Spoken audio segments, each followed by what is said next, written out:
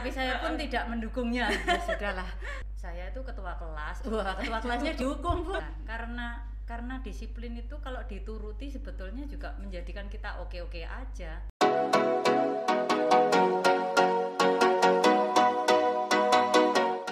Halo Sobat Sanmar, senang sekali Retno bisa hadir di sini dan kali ini Retno kedatangan satu tamu istimewa. Siapakah dia? Dia adalah Ibu Esther Vivianti. Selamat pagi Ibu. Pagi. Ya, Ibu Esther ini adalah lulusan dari SDK Santa Maria. Kita akan sedikit mengenal dan tanya-tanya.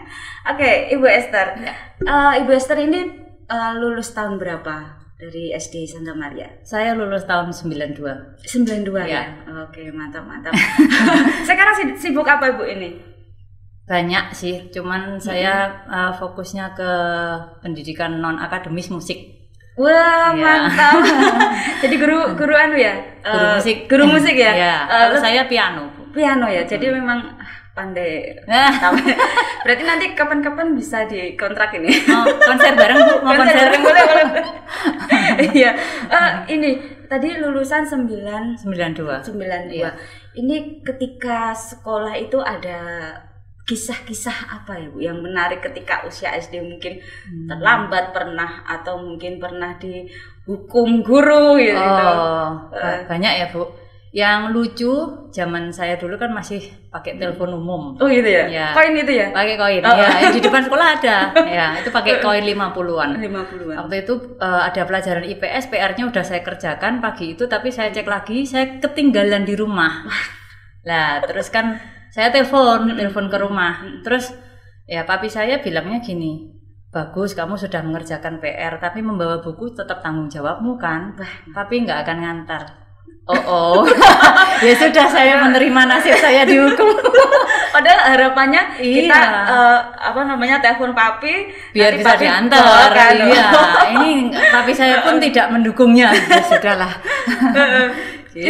Itu kena hukuman apa ini pada waktu itu? Nah itu betapa memalukannya Bu, itu kelas 3 SD. Saya itu ketua kelas. Wah, ketua kelasnya dihukum Bu. Nah, PR-nya saya kerjakan tapi kan saya nggak bisa membuktikan karena bukunya nggak ada. Oh gitu. Ya sudah, nasib berdiri di depan kelas sama pelajaran IPS. Iya gitu. Ketika tahun itu bukunya sudah yang ada labelnya masih seperti sekarang ya, atau masih buku biasa, buku tulisnya? Bukunya sudah ada logonya, sudah ada logonya gitu ya, tapi kan warnanya terbatas kuning, kalau nggak salah pink sama hijau gitu. Kalau sekarang kan colorful ya, sampulnya bagus. Terus kualitas kertasnya juga sekarang bagus Bu, Pak. Dulu ya nggak sebagus sekarang. Iya. Harus ada kemajuan Bu. Mantap. Nah ini tadi kan ada kisah tidak mengerjakan PR, terus dihukum gitu kan. Nah ini selama 6 tahun di sini pernah nggak ada kesulitan, misalkan ini pelajarannya terlalu susah atau mungkin ada kesulitan dengan gurunya yang katanya galak gitu? Kalau saya sih enggak ya Bu. Enggak ya. Kalau masalah pelajaran kan memang dilatih disiplin. Ada PR ya harus dikerjakan. Nah, karena disiplin itu kalau dituruti sebetulnya juga menjadikan kita oke-oke aja. Selama kita ngikutin apa yang disampaikan guru ke kita disiplin ya oke. Saya enggak ada kesulitan sih. Enggak tahu kalau yang lain. Berarti aman ya? Aman. Saya aman. Ini kalau kan biasanya banyak anak-anak yang ikut les gitu kan ya. Apakah pada saat itu Bu Esther juga mengikuti les ke luar gitu, atau hanya dari sekolah sudah nanti di rumah diulangi lagi bersama orang tua gitu atau gimana? Iya. Saya nggak pernah ikut les Bu. Nggak pernah ikut les. Selama SD itu lesnya yang diwajibkan oleh sekolah kan istilahnya bimbingan belajar ya. Tambahan itu hanya kelas 6 waktu itu Bu. Waktu kelas 6 itu masuknya jam 6 pagi. Itu aja. Jadi dari kelas 1 sampai kelas 6 nggak pernah les ya. Kalau SD ya. Nggak pernah les lah, karena di rumah orang tua saya ditanya bisa menjawab dan bisa maksudnya mengajari, yang bimbing di rumah bisa ya, saya nggak les. Enggak les ya? Enggak. yang les saya bukan yang pelajaran sekolah. Gitu. Yang les saya piano gitu, les. Makanya sekarang jadi emang dari kecil ya itu untuk lesnya piano dari gitu ya? Dari TK sih saya. Oh, dari TK. Iya. Itu memang dorongan dari orang tua atau memang ada passion dari diri sendiri, aku pengen bisa ini gitu. Kalau dari kecil zaman dulu tuh kayaknya anak jadul tuh juga nggak ngerti passion gitu. yang tahu kan orang tuanya. Nah, kalau di rumah tuh memang papi saya kan dulu juga alumnus sini, terus suka musik, dengerin lagu, terus ayo nyanyi diajak nyanyi, terus dia ditanya, kamu pengen nggak les musik? Tapi pilih yang alatnya sudah punya di rumah. Lah memang papi saya udah punya ya piano, jadi oh iya mau coba. Ya waktu itu kan tetap ya sama ya, orang tua dulu sama sekarang sama, menggali potensi anak itu sama. Ya saya dulu dileskan musik juga, piano ya, balet juga. Oh tapi saya nggak bakat Bu. Jangan tanya deh. Kalau bakat jangan. Oke loh sebenarnya. Enggak Bu. Saya les balet itu cuma bertahan 3 bulan. Oh iya, karena enggak senang saya. Enggak senang saya. Enggak senang. Jinjit gini ya. Mungkin. Terus saya tuh enggak pede kayak bergerak di depan orang. Kalau ya nari-nari itu kan bergerak, saya enggak pede. Oh gitu. Ya enggak. Padahal kan kalau piano kan kalau misalkan nanti ada konser musik gitu kan juga gerak di depan orang walaupun. Tapi geraknya kan main musik Bu, enggak ngadep. Oh iya benar. Masih aja bisa ngeles tuh. Iya itu. Oh, karena apa namanya? Ya dilihat diamati, terus ya diarahkan akhirnya. Sudah kamu enggak apa-apa les musik gitu. Itu lesnya dari TK sampai SMA kelas 3. Sampai SMA. Iya. Sampai SMA kelas 3, terus saya kuliahnya di Bali, terus saya stop dulu pianonya, kan nggak bawa piano ke Bali, terus di sana saya belajar lagi tapi biola ganti. Oh ganti biola. Iya, ganti biola ya kayak gitu. Lebih enak biola atau piano? Kalau saya sih enak piano ya Bu. Enak piano karena memang dari kecil tadi ya. Terus kan biola tuh apa ya, alat musiknya kan nggak ada fretnya. Kalau gitar kan ada batasnya. Ini nggak, kadang suaranya geser sedikit bleor gitu kan, bikin pusing. Memang ini ya, memang apa namanya lebih susah gitu ya. Iya, biola memang lebih susah. Gitu. Oke. Jadi ini untuk saat ini Bu Esther sudah mempunyai putra ya. Iya. Putranya juga di sini. Sekolah di sini. Iya.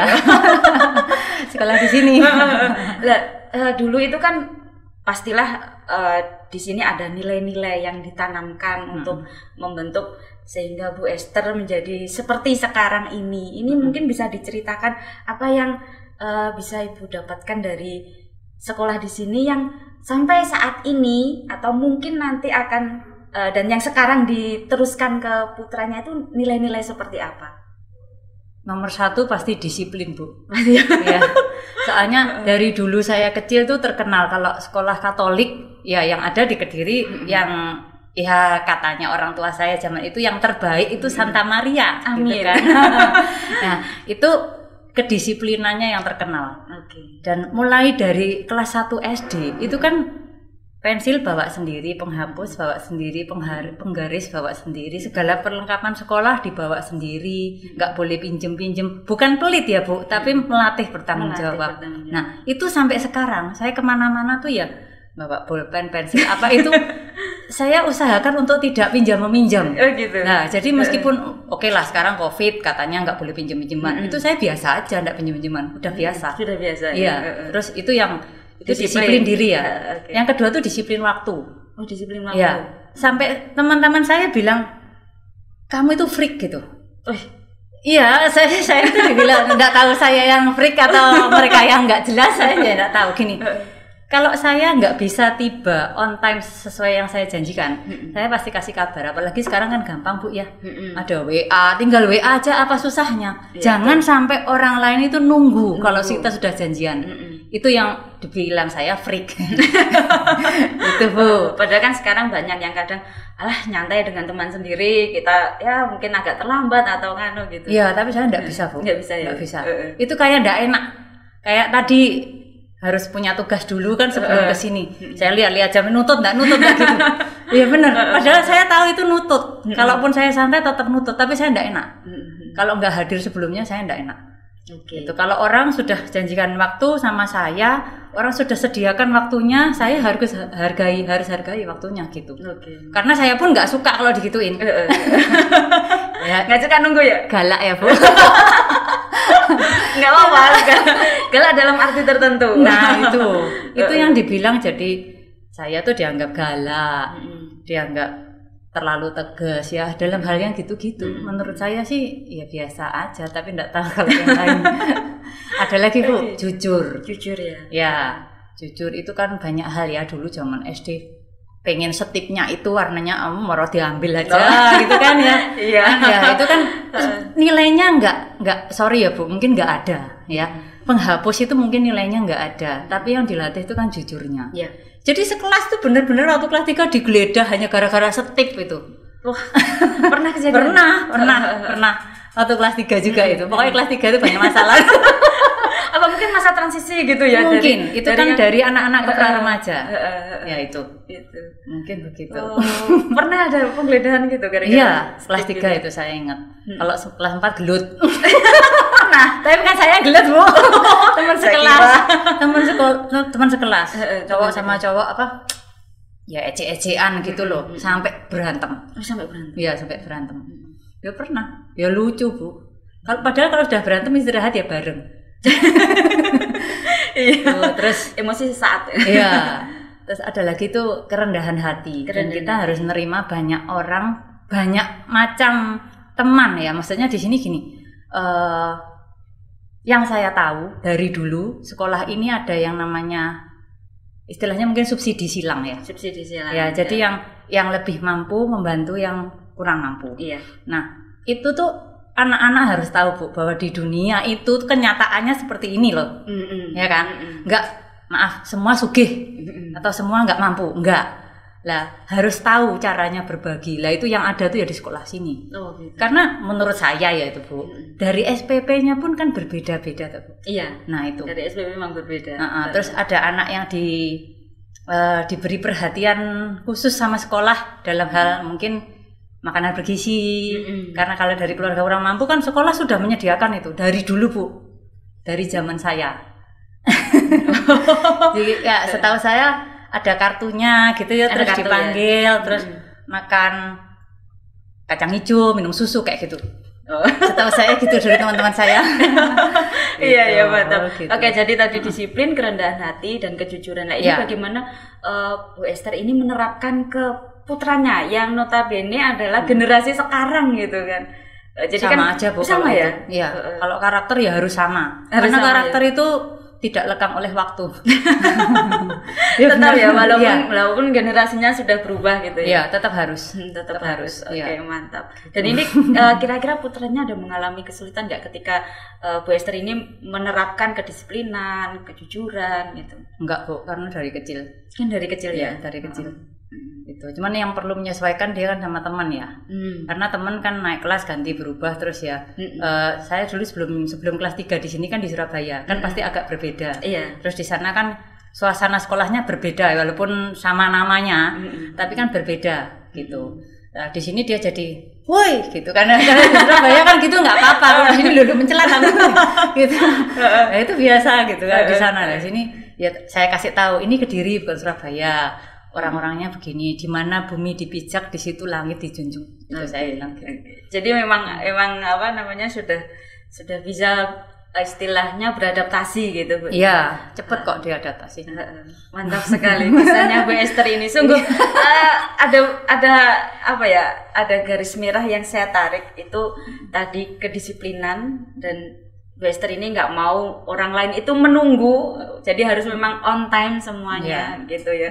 Lalu kejujuran juga itu memang diperlukan karena apapun itu ya mungkin banyak orang nggak jujur nggak apa-apa, tapi kan ya itu terserah mereka, yang penting kita kan ya, yang penting kita bisa jujur gitu. Oke, menarik sekali Bu Esther kisahnya sungguh menginspirasi bagi saya sendiri juga. Jadi ada satu semangat lagi bahwa ya harus tetap disiplin, harus tetap jujur, harus tetap rendah hati. Oke, terima kasih Bu Esther atas waktunya, sungguh menyenangkan sekali bisa hadir di sini. Oke, Sobat Sanmar, terima kasih hari ini. Retno ditemani oleh Bu Esther. Sampai ketemu di episode selanjutnya. Bye-bye.